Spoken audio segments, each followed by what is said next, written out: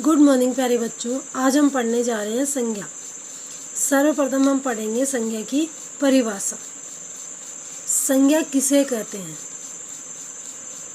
किसी व्यक्ति, वस्तु, स्थान, भाव, अवस्था, गुण या दशा के नाम को क्या कहते हैं?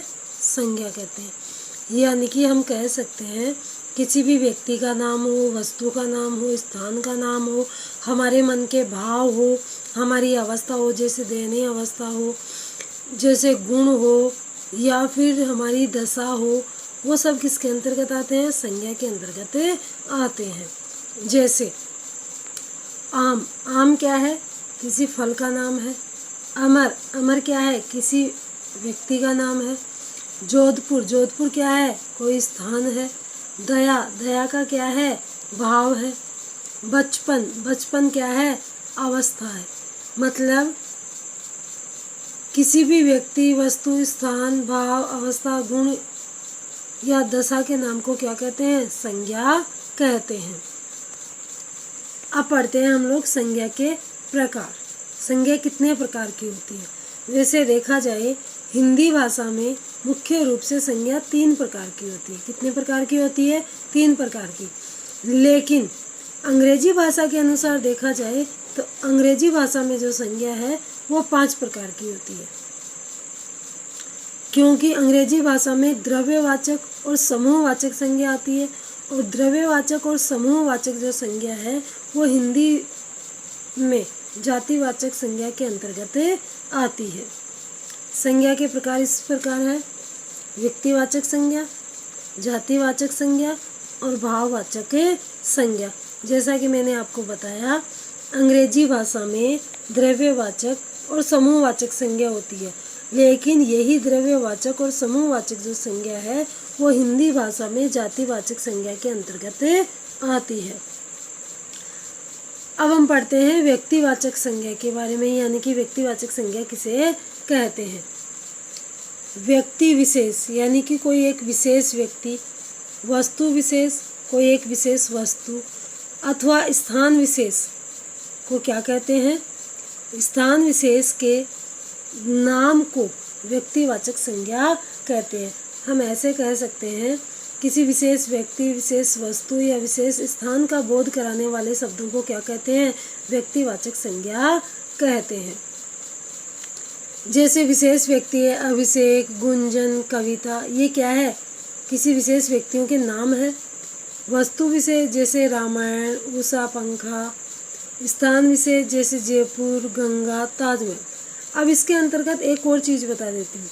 व्यक्तिवाचक संज्ञा में एक वचन वाले जितने भी शब्द होते हैं, चाहे वो किसी का नाम हो, चाहे वो स्थान का नाम हो, या चाहे वो वस्तु का नाम हो, चाहे व्यक्ति का नाम हो, चाहे वस्तु का नाम हो, चाहे स्थान का नाम हो, जो एक वचन में आते हैं वो सब किस में आएंगे? व्यक्तिवाचक संज्ञा में। जैसे अभिषेक एक है, गुंजन किसी विशेष लड़की का नाम है, कविता किसी लड़की का नाम है, रामायण क्या है? एक ही है। रामायण को 10-15 थोड़ी है, रामायण क्या है? एक ही है। उषा पंखा, उषा कंपनी एक ही है। जयपुर एक है, गंगा एक है, ताजमहल एक है। तो इस प्रकार से इन सब में क्या हो रहा है? एक वचन का बोध हो रहा है, और एक वचन का बोध जहाँ होता है वहाँ क्या होता है? व्यक्तिवाचक संज्ञा। अब आता है दूसरा, जातिवाचक संज्ञा। जातिवाचक संज्ञा किसे कहते हैं?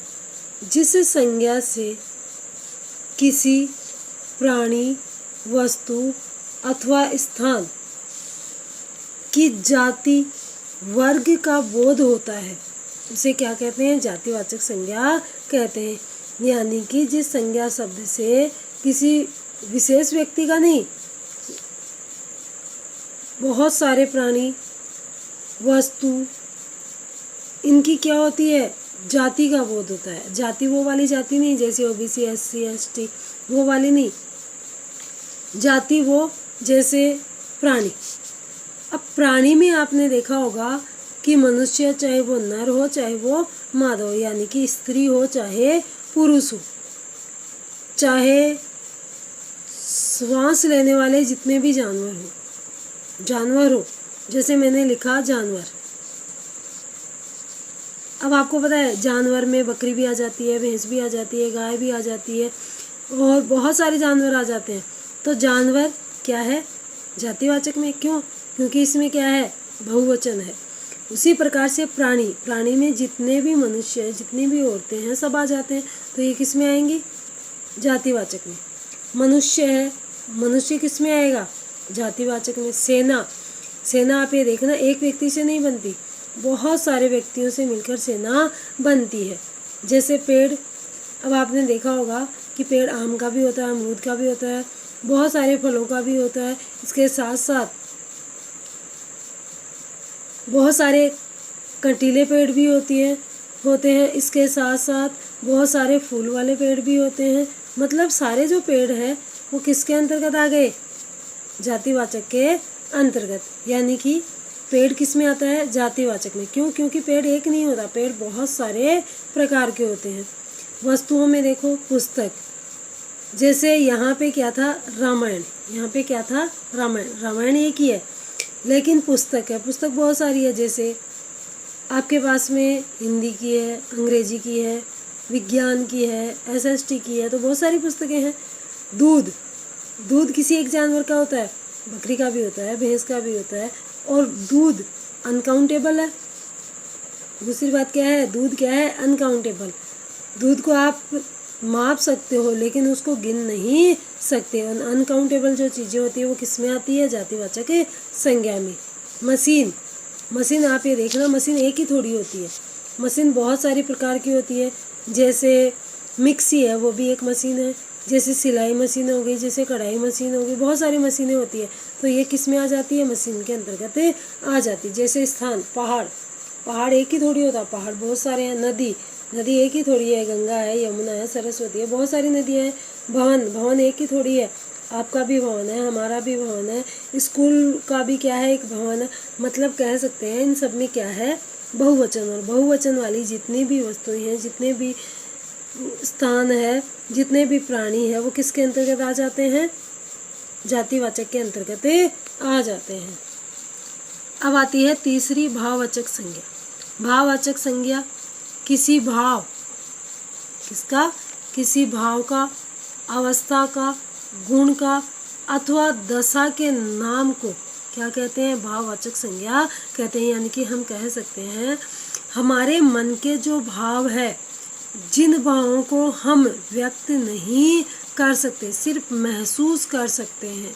बचपन है, आप में बचपना है, आप महसूस कर सकते हो, किसी को व्यक्त कर सकते हो, किसी को बता सकते हो कि आप में कितना बचपना है। आप 5 साल के बच्चे के समान हो, 2 साल के बच्चे के समान हो, 3 साल के बच्चे के समान हो, नहीं बता सकते। तो बचपना क्या है? हमारे मन के भाव है। जैसे हमने मिर्ची खाई और मिर्ची खाने के बाद में हमारा जो मुंह है वो कितना जला, कितना जला, हम सिर्फ महसूस कर सकते हैं, लेकिन किसी को बता नहीं सकते कि हमारा मुंह कितना जला है, नहीं बताया जा सकता। तो ये किस में आते हैं? भाव में आते हैं। जैसे हम लोग बहुत दुखी है तो हमारी आंखों से क्या निकल आते हैं? आंसू। इसका मतलब क्या है? हम दुखी है। लेकिन हम बहुत सुखी है, बहुत सुखी है तो हम क्या करते हैं? हंसने लग जाते हैं। तो क्या आप अपने सुख को और अपने दुख को बता सकते हो किसी और को? नहीं। तो ये किस में आता है? भाव में। और ये किस में आ जाएगा? भाववाचक संज्ञा में। मतलब ये हमारे मन के भाव है, सुख है, दुख है, मन के भाव है, और ये भाव जो भी मन के भाव होते हैं वो भाववाचक संज्ञा में आते हैं। सुंदरता, आप कितने सुंदर हो, 1%, 2%, 5 किलो, 10 किलो, 15 किलो, 20 किलो बता सकते हो आप? नहीं। सिर्फ आप महसूस कर सकते हो कि आप कितने सुंदर हो, या आपके सामने वाली जो भी वस्तु है वो कितनी सुंदर है। ये किस में आएगी? भाववाचक संज्ञा में। इसके और अन्य उदाहरण देकर मैं आपको समझा देती हूँ। व्यक्तिवाचक संज्ञा, जैसे लक्ष्मण है, लक्ष्मण किस में आता है?